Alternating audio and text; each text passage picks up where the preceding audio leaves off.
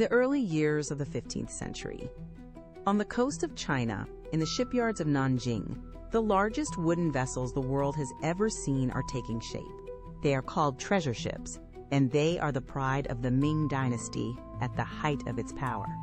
Great nine-masted giants, their hulls divided into watertight compartments, their decks longer than a football field, dwarfing anything that will sail out of Europe for another 100 years. They are built to carry the glory of the Middle Kingdom to the ends of the earth, and at their command stands one of the most remarkable figures of the age, a towering admiral, a Muslim from the mountains of Yunnan, a trusted servant of the emperor, whose name is Zheng He. Between 1405 and 1433, Zheng He leads 7 staggering voyages across the known world. His fleets are almost beyond belief. Hundreds of ships and tens of thousands of men, floating cities of silk and porcelain and armed marines. They sail to Vietnam and the islands of Indonesia, to the ports of India, to Hormuz at the mouth of the Persian Gulf, to the shores of Arabia and down the eastern coast of Africa, to the cities of what is now Kenya. They return laden with wonders, spices, jewels, strange beasts, and on one famous occasion, a live giraffe, presented to the astonished court as a creature of legend. China, in these decades, possesses the most powerful navy on the planet, and a reach that no other nation can begin to match. And then, at the very summit of its power, China stops. When the old emperor who had championed the voyages dies, the scholars and officials of the court turn against them. They are too costly, the mandarins argue. The treasure they bring back is not worth the silver they consume, and the true dangers to the empire lie not on the sea, but on the northern frontier, where the Mongols still ride. The 7th voyage becomes the last. The great ships are left to rot at their moorings. The shipyards fall silent.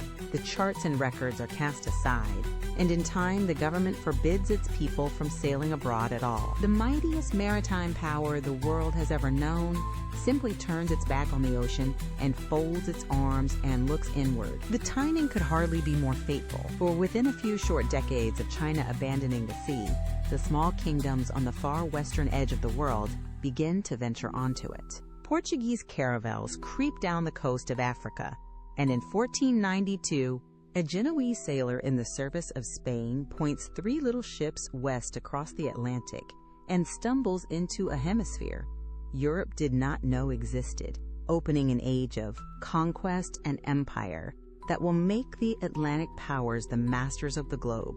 The nation that had been poised, more than half a century earlier, to reach out and touch the whole world, had set that power down and walked away. That is the history written in our world. But our world is only one of many. Time runs in branches, and every branch turns on a single moment that might have gone another way. A decision made or a decision unmade. A fleet burned at its moorings, or a fleet that sails on. Somewhere in that endless web of what-ifs lies a reality where China did not turn away from the sea, where the treasure ships kept sailing east into the unknown, and where the first meeting of the old world and the new was not European at all. Let us cross over and follow that world all the way to its end. The moment of divergence comes in the halls of the Ming court, in the years after the great voyages. In our timeline, the inward-looking scholars win the argument, and the fleets are condemned. In this one, they lose it.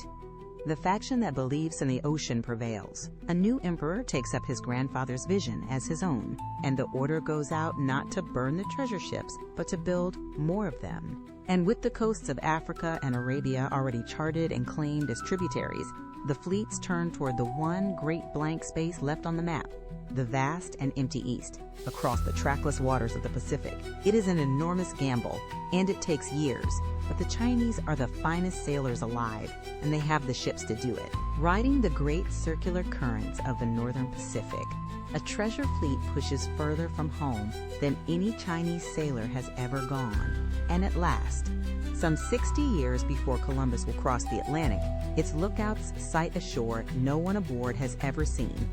The fleets have reached the western coast of the Americas. The first contact between the civilizations of Eurasia and the peoples of the New World does not come from a Spanish caravel in the Caribbean. It comes from a Chinese treasure ship on the Pacific coast. And the first foreign words spoken on American shores are not in Latin or Spanish, but in Chinese. And the manner of that meeting is unlike anything our history knows.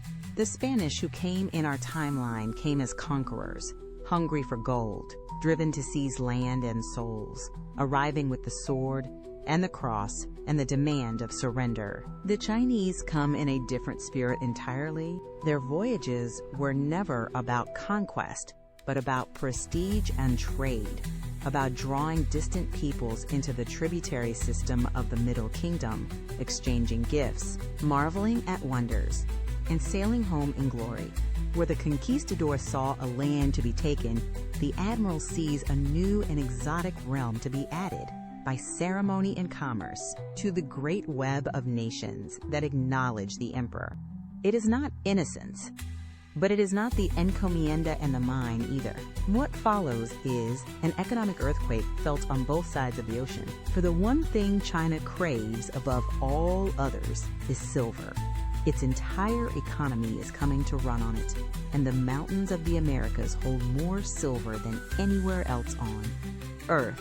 In our world, it was this same American silver, carried west across the Pacific by Spanish galleons a century later, that flooded into China and reshaped the global economy. Here, China finds it first, and at the source. A trade axis is born that runs not across the Atlantic between Europe and the New World, but across the Pacific between the Americas and the greatest economy on the planet.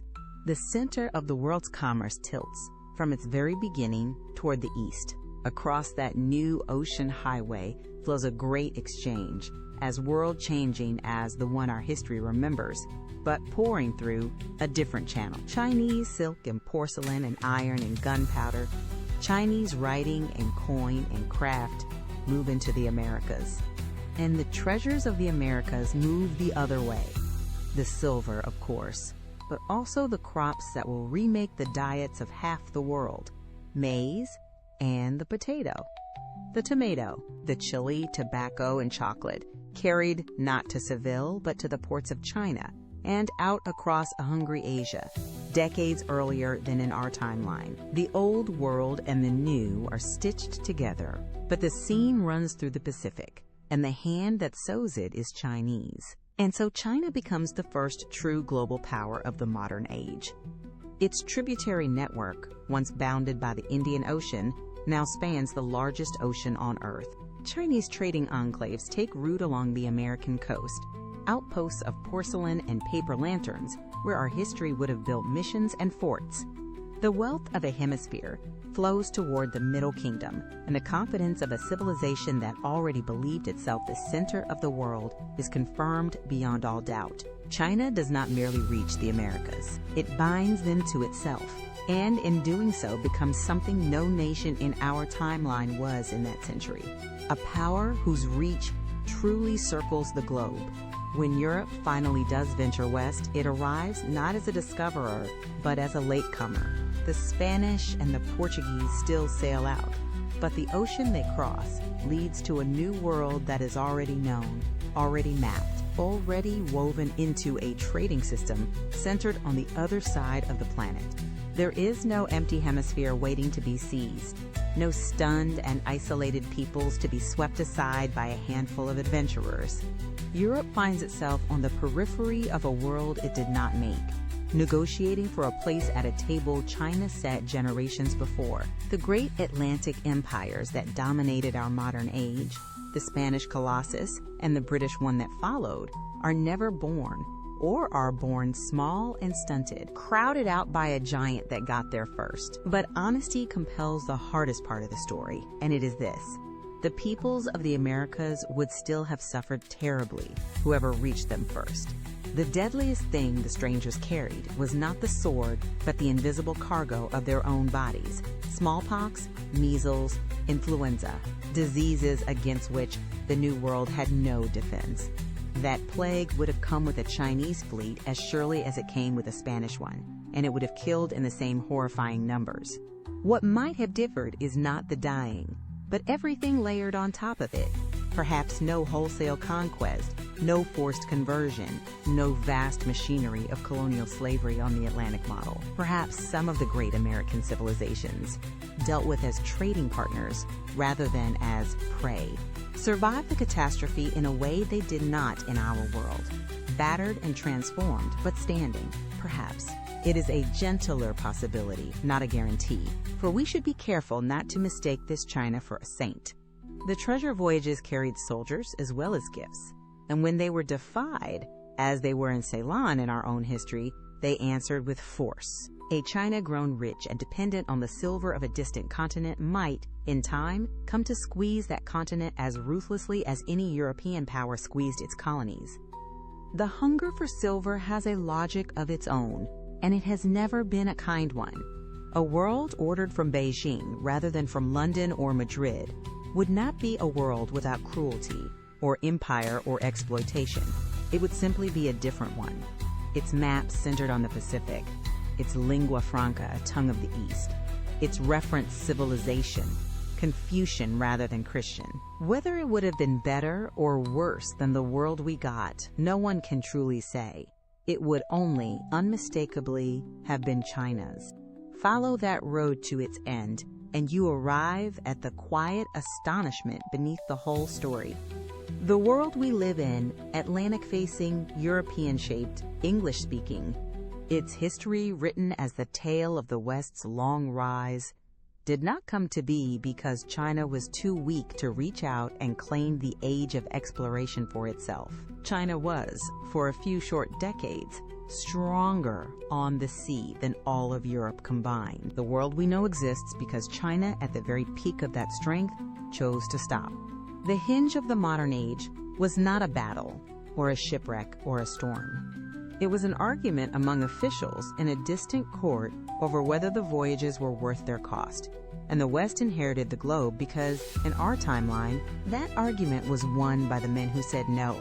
That is how thin the line can be between the history we know and the history that might have been. This has been historically parallel.